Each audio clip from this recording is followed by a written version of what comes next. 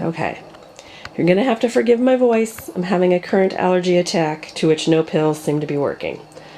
I wanted to do something different. I'll try and keep this as quick and concise as possible.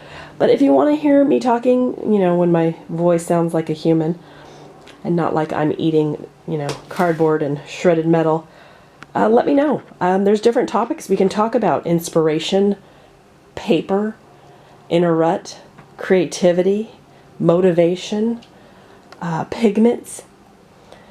Oh, we could talk about paper. We could talk about subscription boxes. Let's do a little of that. So I just received the fall set of WatercolorSnacks, and this is their last box. It came with the quinacridone Quintet by M. Graham, a couple brushes, a Pentel pencil, Fabriano 8x10 watercolor pad right here, which is 25% cotton, 75% cellulose. And here's a picture. I painted and I cheated and used white. Forgive me or not, it's cool. Here's the previous box with the Ganson Tambi and the Winsor Newton watercolor pen, and that was on the Arches 100% cotton 9x12. I'm not doing this in metric. You'll have to forgive me for that as well. And the first box was the Core 6 High Chroma with pens, a Plumchester. This was the Winsor Newton 100% cellulose. It's a wood pulp, 9x12. They're all faces. Coincidence? Maybe not. So let's talk about the email I received. I received an email from Art Snacks, which is the owner of WatercolorSnacks, and they said that they are sad to let me know, but they've made a difficult decision to end the subscription service. They said it's very expensive to run a subscription service like this. The individual products inside each box are pricey, and shipping rates continue to rise as the months go. We just couldn't achieve our goals without charging a premium price for the service as a whole. So I purchased a year. It was over $300. Mom, sit down, take a breath, we'll be okay. I do have a little obsession with watercolors. I'm not a collector, I'm a user, so these will all get used up, not to worry. And if you see a color you absolutely are dying to try, send me a message, maybe I'll ship you a tube. I love sharing, it's fun. The email went on to say that they love their WaterSnacks customers, but with these high costs, we can't create the ideal WaterSnacks experience we've envisioned at a fair price. We'll continue to work on this concept and do what we can to make it a possibility. Until then, please know we sincerely appreciate your support and enthusiasm for our business. Okay. I love that they tried this. Can I just say that? I just love watercolors. I love creating. I think painting is amazing. I think it's a great hobby. If it's your hobby, I think it's a great job. If it's your career, congratulations on that success. I encourage everybody to try it, even if you think you're terrible at it. It's subjective anyway. It's practice. That's all it is. It's like an instrument or another language, and I could do a video talking about practicing, or on challenges, like drawing challenges and why those are important. If you're interested, you can just let me know in the comment section. I will try and comment back. I do have 3 kids, a husband, 2 cats to contend with on a daily basis that I adore, but they keep me hopping. What else should I say? My name's Kendra. I live in California. I've been watercoloring for over 2 decades. I am old, but age is also relative, so we'll let it go. I do love that they tried this. I wish it had been a success. Part of the issue, I think, may have been the videos.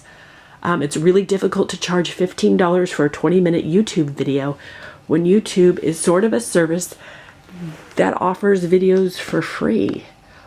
And there are tons of watercolor tutorial videos on YouTube that have many hits and subscriptions for a reason. A lot of creators are doing very well with their art on YouTube. How do you charge $15 for a YouTube video? I don't think you can. The short version. I think if you're charging $15 for a video, it's a movie, it's 90 minutes, it's at Target, and I'll wait for it to go on sale till it's 10. I'm cheap. I reuse my paper. You don't have to believe me, but I do. I try different things. I swatch different stuff. Constantly working on things. This is probably something else as well. Yeah, what do you know? So they would have to do a DVD, a 60-minute DVD, 3 parts, 20-minute beginner, 20-minute intermediate, 20-minute advanced. Shrink the size of the box. It doesn't have to be a pad of paper. It can be one 300-pound sheet that's small, 8x8 for the advanced. It could be 2 sheets or 3 sheets of 140 pound 100% cotton for the intermediate. It can be a block where the pad is sealed on all 4 sides for the beginners, so they don't have to tape it down. They don't have to worry about warping and, you know, things I don't do, which is a different production value, but they don't have to send so many supplies. Here's the thing. This is sort of information overload if you're a beginner. 24 colors isn't necessary. You could have done the first box ever, or a first box of the year, could have been a huge white, like a titanium. Could even have been gouache. It's okay. I'll forgive you. And a black. It could have been a lamp. I won't judge. And those 2 tubes could have continued on for the whole year. And in each subscription box thereafter, it could have been 2 colors. We could have gotten a teal and a gold, a cobalt and a sap green, a rose and a nickel. And with those 2 colors, with the white and the black, it would have shrink the size of the box. And then shipping wouldn't have been such a big issue. And then it can be more about learning watercolor or fine-tuning the skills you have and offering something that the YouTube videos online don't already offer. I have a lot of trouble with these brushes. I know there's a partnership with SWATCH, and I believe it's Princeton. I'm really rough on my brushes. I have a couple extra things I've done, and I just smash them on the paper, like this guy. I absolutely smashed the brush into the paper to create a fuzzy looking painting quality effect. These are my 2 cats' personalities, can you tell? And absolutely destroyed the brush. The brush just couldn't handle it. I broke the bristles and bent them beyond all repair. You know, it's a couple dollars. I absolutely have destroyed it. It will never lay right ever again. I broke all the bristles. Yeah, and you don't have to go bold with it. The video could have shown just, I don't know, different techniques of mixing. Here's bold, here's muted. How light, pale, just the different techniques, the wet on wet, the wet on dry, etc. There's so many different watercolor techniques, or using marbles to paint with, or string, or maybe include something for the advanced folks that isn't something expected. How about something that falls apart when it hits water, and using that to try and create something out of. Like, here's a pen that's water soluble. It's not meant to be broken down with water. It absolutely changes colors. Good luck. Like a Tombow. Tombows kind of do that. They could have done a Marvy Le Pen. If you want to see a video about me talking about pens, we could do that as well. I do love pens. Plum Chester isn't my favorite fine liner. The first one I received stopped working after a month. I threw it away. Microns have more ink. Copics, the Copic multi-liner has better colors.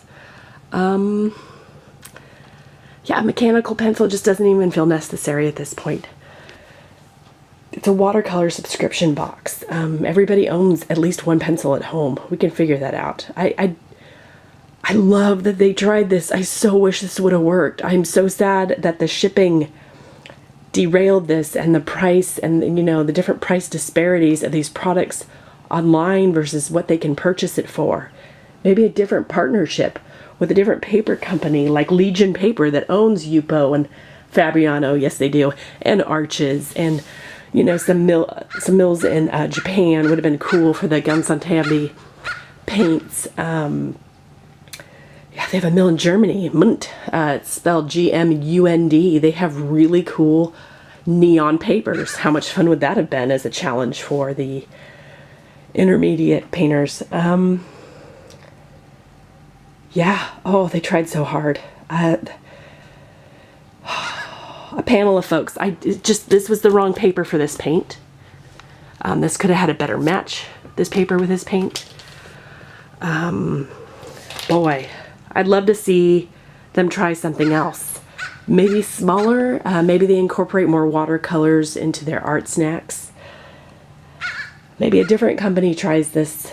They couldn't do it the same way. It obviously doesn't work that way, but maybe with a different video system, or maybe it's booklets instead of video, or I don't know, different style of template, because you can't, it's really hard to charge $15 for a YouTube video. That's a real difficult thing to swallow. Yeah, I love you, Art Snacks. I wish there was another box coming. I wish we could have kept going and trying and experimenting. I mean, even a couple colors in this set feel redundant. The red and the rose. Just two really weird colors. You could have done the violet and the nickel together and been like, all right, advanced folks, tough it out. Or done, this box is for advanced painters only, because everybody loves a challenge. People would bite on that and sign up for that. And so it's two random colors, no brush, and a pen that may or may not work with watercolors. You know, or just really strange painting surfaces. That's one of my cats. Sadist. All right. I hope this video helped with something, anything. It's a little breakdown of the fall box. Not worth the value of its purchase, unfortunately, like the boxes that preceded it. But I love that they tried, and I love watercolor, and I love that they tried to make it accessible and interesting for everyone and get more people to try.